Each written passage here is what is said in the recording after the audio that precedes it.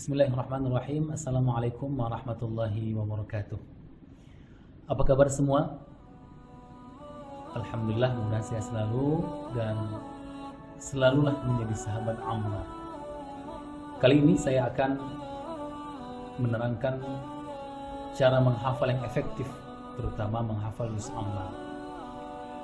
Yang pertama, tipsnya adalah ikhlas karena Allah.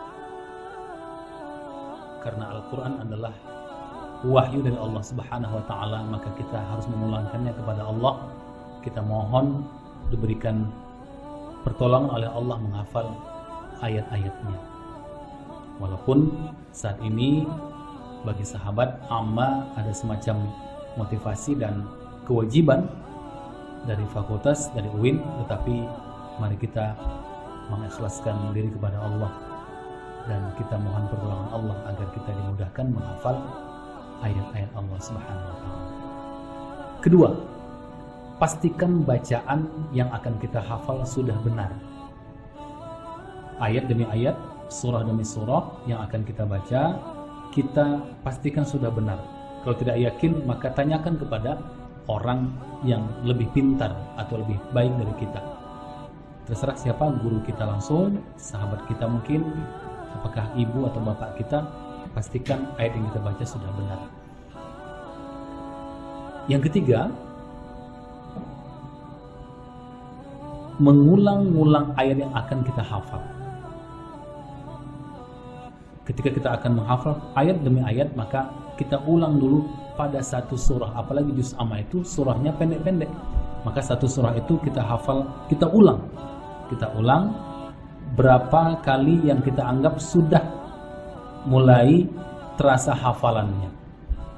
Apakah bisa 5 kali, 10 kali, mungkin juga 15 kali ya kalau ayatnya panjang, atau juga hanya 3 kali kita baca kita sudah mulai hafal. Maka setelah itu baru kita menghafal ayat demi ayat, tidak langsung menghafal ayat demi ayat karena biasanya tidak kuat. Yang keempat, setelah kita hafal, kita tutup Al-Quran, lalu kita pejamkan mata atau kita hafal langsung, maka sudah hafal. Tidak cukup sampai di situ, maka kita harus mengulang-ulangnya, mendawamkannya. Apakah ketika kita duduk atau juga pada saat kita beraktivitas, seperti ketika kita berkendaraan, ketika naik motor, apakah kita sambil berjalan, apatah lagi ketika kita duduk secara serius ya, mengulang memurojaah hafalan yang sudah kita dapatkan. Alangkah lebih baiknya dibawa ketika sholat.